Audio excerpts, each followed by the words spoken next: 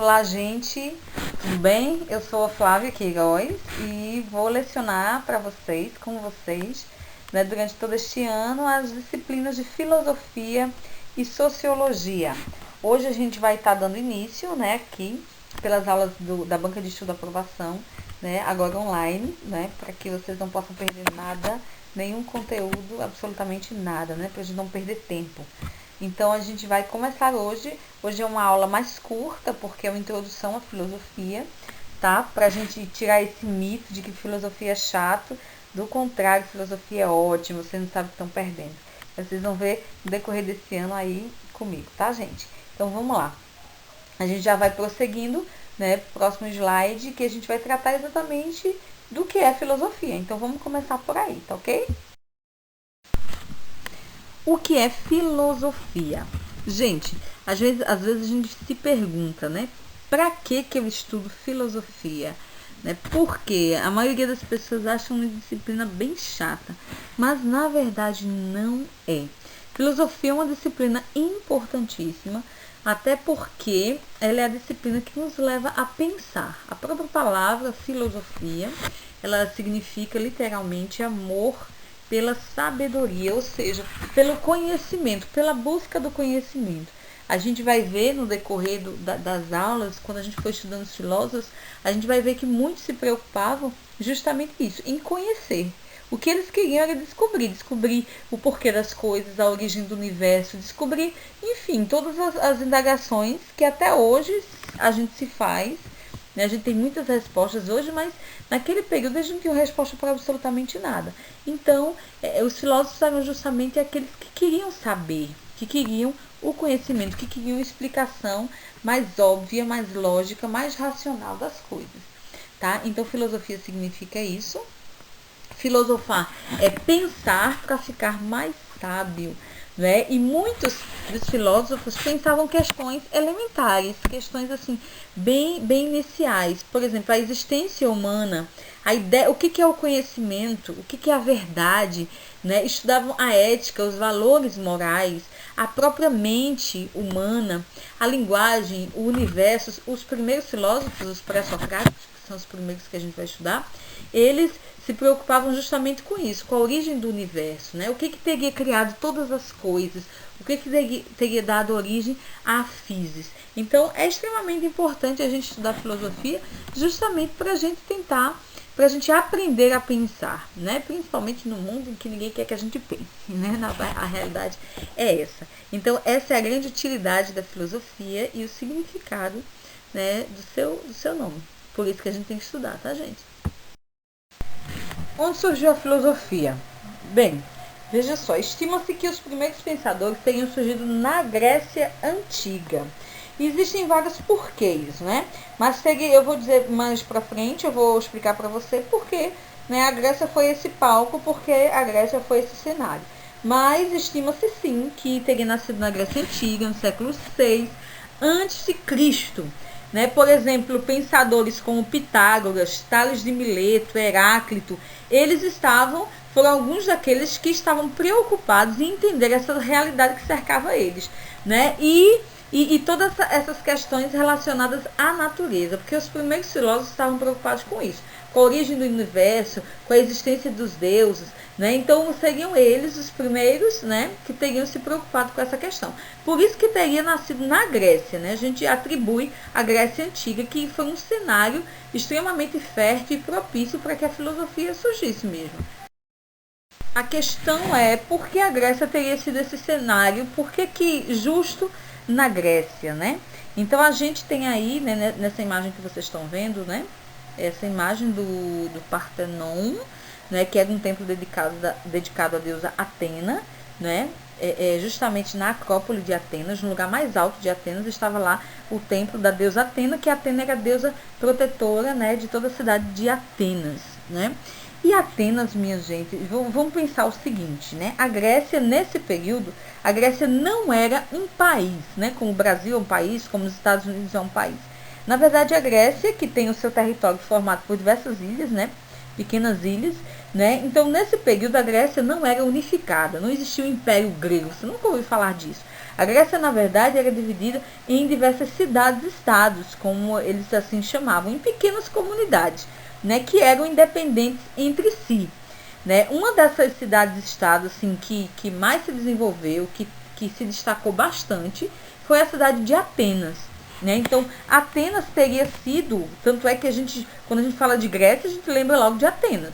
Né? Atenas ela ficou conhecida por diversos fatores, diversas coisas, e principalmente por uma coisa que até hoje, né, a gente utiliza, que é a democracia.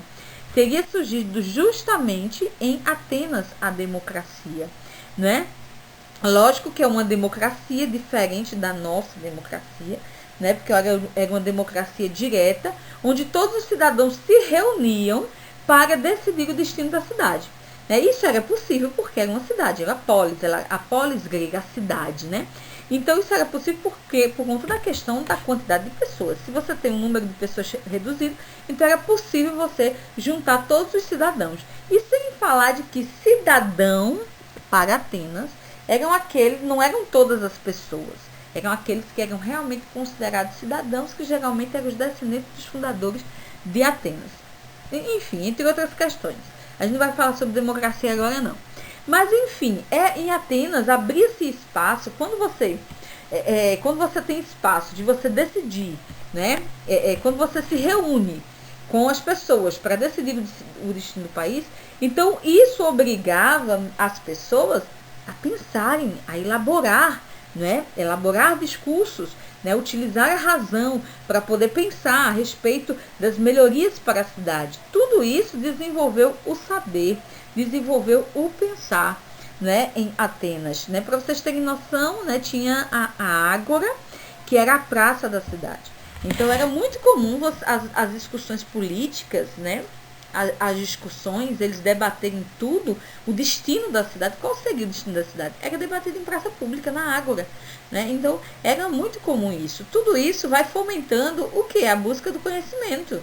A busca do conhecimento até para defender os seus motivos. Os próprios políticos, né?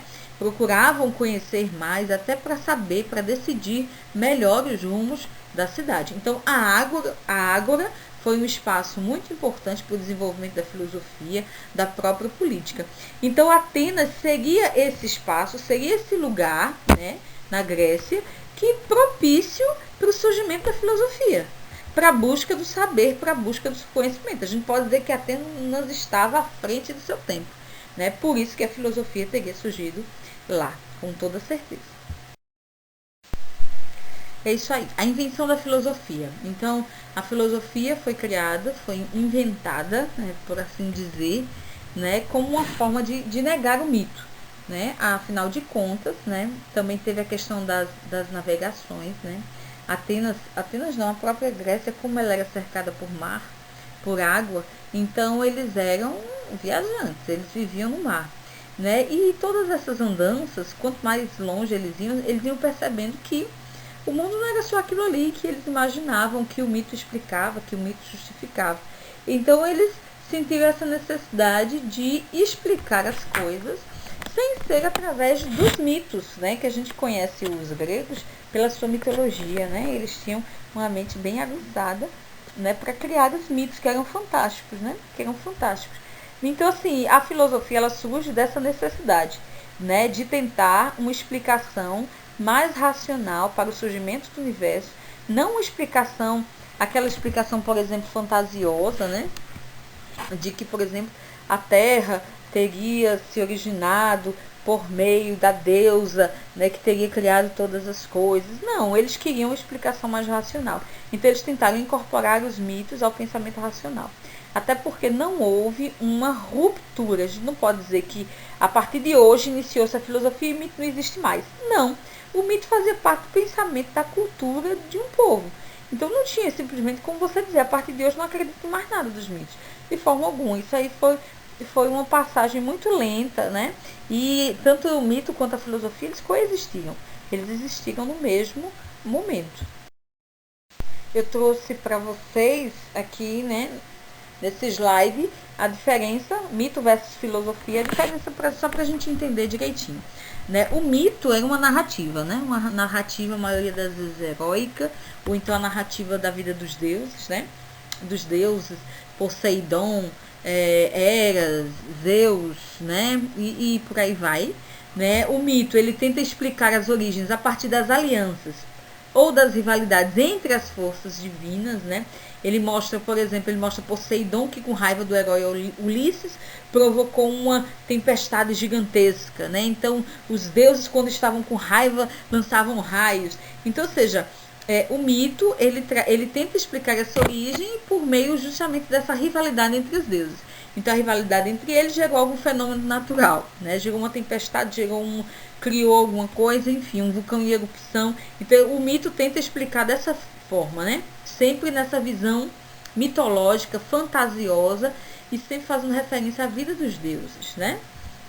Até porque os deuses eram vistos pelos gregos, né? Os deuses eram semelhantes aos humanos em tudo. A única diferença, eles tinham raiva, eles sentiam ódio, amor, eles se apaixonavam. Então, eles tinham todos os sentimentos que os seres humanos tinham. A diferença é que os deuses eram imortais e os homens não, né? Mas é bem interessante a mitologia grega, é fantástica, eu sou apaixonada por ela, né? E aí tem a filosofia. A filosofia já busca a razão, né? Ela tenta explicar as origens a partir dos elementos naturais. Quando a gente for estudar mais para frente, né, nas próximas aulas, na próxima aula, inclusive, os pré-socráticos, nós vamos ver que eles vão se preocupar em explicar a origem das coisas, a origem do universo, a origem de toda a natureza, da physis, né? Eles vão buscar e explicar através dos elementos da natureza. Por exemplo, a água, o ar, o fogo. Eles vão entender que esses elementos foram elementos que originaram todo o universo, todo o cosmos, né? Todo o universo que nos circunda. Então, na próxima aula a gente vai entender direitinho isso. Mas você veja aí a diferença de uma coisa para outra, né? É o mito versus a razão, né? Essa narrativa fantasiosa versus o pensamento racional. São coisas bem distintas umas das outras.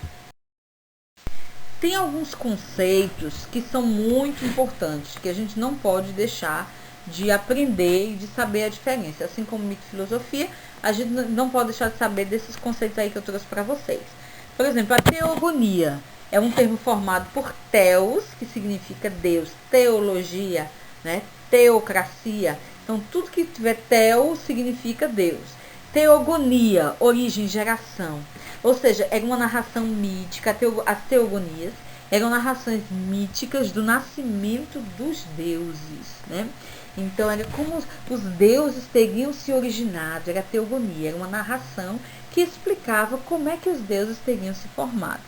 A cosmogonia, perceba que os dois nomes terminam em gonia, narração mítica sobre a origem e a formação do universo. Então, a cosmogonia era uma tentativa de explicar a origem do universo por meio da mitologia, por meio da teogonia, por meio das narrações míticas, né? Aí, quando a gente vai ver cosmologia já muda tudo, né? Significa o estudo, a razão, ou seja, a origem do cosmos, a origem do universo, uma explicação da origem do universo por meio de quê? Da razão, né? O logos, né? Por meio da razão, tá certo? Então, cosmogonia é diferente de cosmologia. Cosmologia significa compreender a origem do universo por meio da razão. E cosmogonia é compreender a origem do universo por meio dos mitos, das narrações míticas. Não esqueçam essa diferença. Inclusive, já teve questõezinha do Enem que nós resolvemos no ano passado, que tinha justamente esses termos. Então, por isso era muito importante saber, né? Uma coisa bem simplesinha, mas não deixem de lembrar disso aí não, ok? Aqui então eu trouxe um mapa mental que inclusive vocês podem fazer em casa. Você pega o título do assunto e você vai criando as suas pontes para você compreender todo o assunto. Você pode utilizar um desenho, você pode utilizar cores.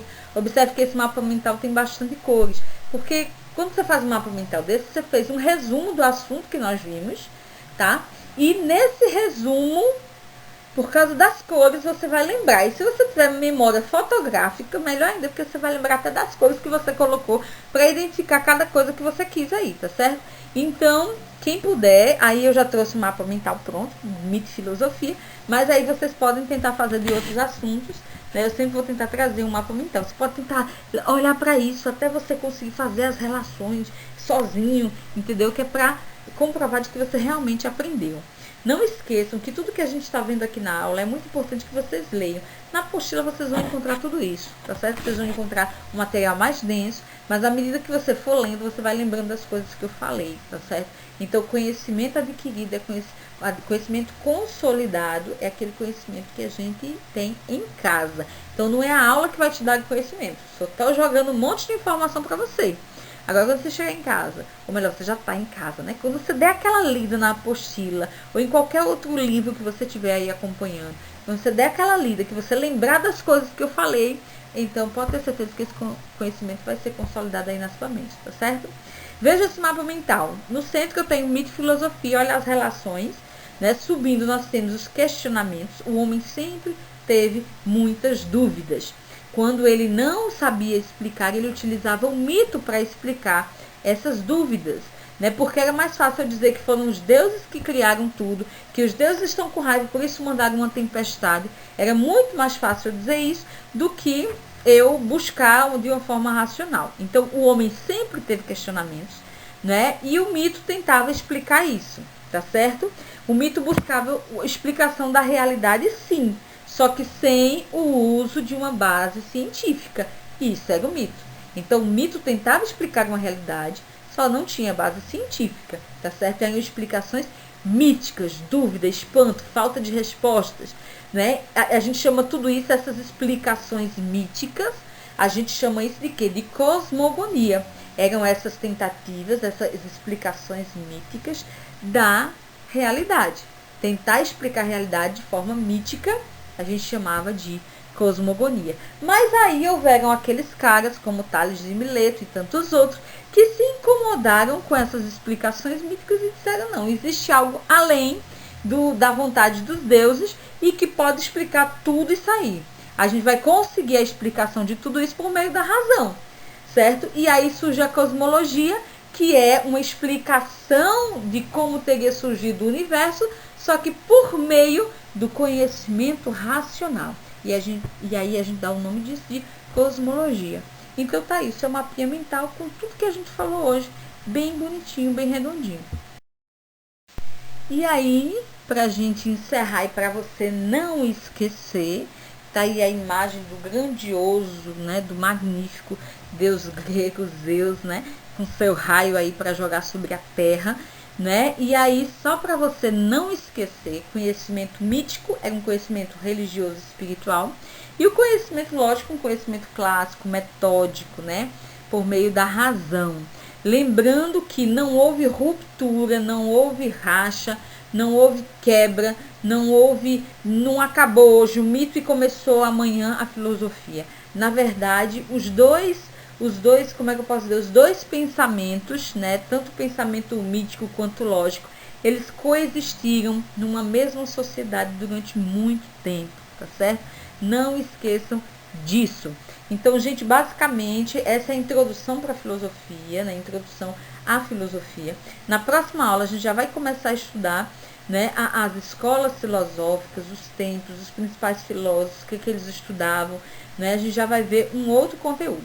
Então, deem uma estudada nesse, para que a gente já chegue no próximo, todo mundo craque aí, sabendo tudo direitinho. Tá ok, gente? Bons estudos para vocês. Beijão e até a próxima aula, se Deus quiser. Se cuidem!